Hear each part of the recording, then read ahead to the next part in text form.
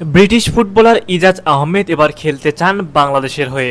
ইংল্যান্ডে ফুটবল দীক্ষা নেওয়া এই ফুটবলারের স্বপ্ন নিজের মাতৃভূমির হয়ে প্রতিনিধিত্ব করা।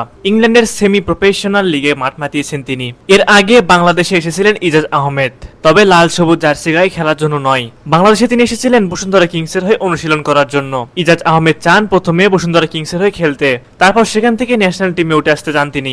বসুন্ধরা কিংসের ট্রায়ালে যে প্রবাসী ফুটবলাররা ছিলেন তাদের মধ্যে ইজাজ ছিলেন অন্যতম। ইজাজ আহমেদ ইংল্যান্ডের সেমি প্রফেশনাল লিগে খেলেছেন।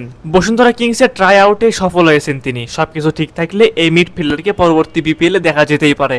ইজাজ আহমেদই প্রথম নয়, তার আগে ন্যাশনাল টিমে খেলার জন্য ইংল্যান্ড থেকে এসেছিলেন হামজা চৌধুরী। মূলত হামজার পথ অনুসরণ করে ইজাজ আহমেদেরও স্বপ্ন লাল সবুজের হয়ে মাঠ মাতানো। সামনে রয়েছে হংকং এর বিপক্ষে গুরুত্বপূর্ণ ম্যাচ। হামজা বর্তমানে বাংলাদেশের হয়ে খেলছেন। হামজার পর বাংলাদেশে এসেছেন সামিদ সোম, তার আগে এসেছিলেন ফাহমিদুল।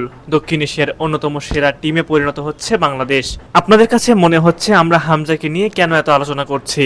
তাহলে শুনুন। ইংল্যান্ডের লেস্টার শায়ারে জন্ম নেওয়া হামজাকে নিয়ে আগ্রহ তুঙ্গে থাকার কারণ হলো তিনি প্রিমিয়ার লিগে ক্লাবে খেলছেন। ইউরোপে এত উঁচু পর্যায়ে ক্লাব ফুটবলে খেলার অভিজ্ঞতা নেই আর কোনো বাংলাদেশি ফুটবলারের। লেস্টার সিটি প্রিমিয়ার লিগের সাবেক চ্যাম্পিয়ন। লেস্টার হয়ে 2021 সাল এফএ কাপ ও কমিউনিটি শিল্ড জেতার অভিজ্ঞতা রয়েছে হামজার। বাংলাদেশের জার্সি গায়ে ইতিমধ্যে 3টি ম্যাচ খেলে ফেলেছেন তিনি। 26 বছর বয়সী হামজা বর্তমানে লেস্টার সিটিতে খেলছেন। গত সিজনে তিনি 6 মাসের লোনে খেলেছিলেন শেফিল্ড ইউনাইটেডে, তারপর আবার তিনি পুরনো ঠিকানায় ফিরেছেন। এশিয়ান কাপের বাছাই পর্বের জন্য পরবর্তী যেই ম্যাচগুলো রয়েছে তার জন্য যদি হামজার পাশাপাশি আরো একাধিক ব্রিটিশ ফুটবলারকে নিয়ে আসা যায় তাহলে অন্যরকম এক বাংলাদেশকে দেখা যাবে। এশিয়ান কাপের জন্য বাংলাদেশের পরবর্তী ম্যাচগুলো বেশ কঠিন হবে। ভারত, হংকং, সিঙ্গাপুরের মতো শক্তিশালী দেশের সাথে খেলতে হবে বাংলাদেশের। সুতরাং ম্যাচগুলো জিততে হলে হামজার পাশাপাশি ইজাজ আহমেদ সহ আরো অনেক ফুটবলার দরকার বাংলাদেশ ফুটবল দলে। সুপ্রিয় দর্শক, আপনাদের কাছে কি মনে হয় ইজাজ আহমেদকে পরবর্তীতে ন্যাশনাল টিমে দেখা যাবে?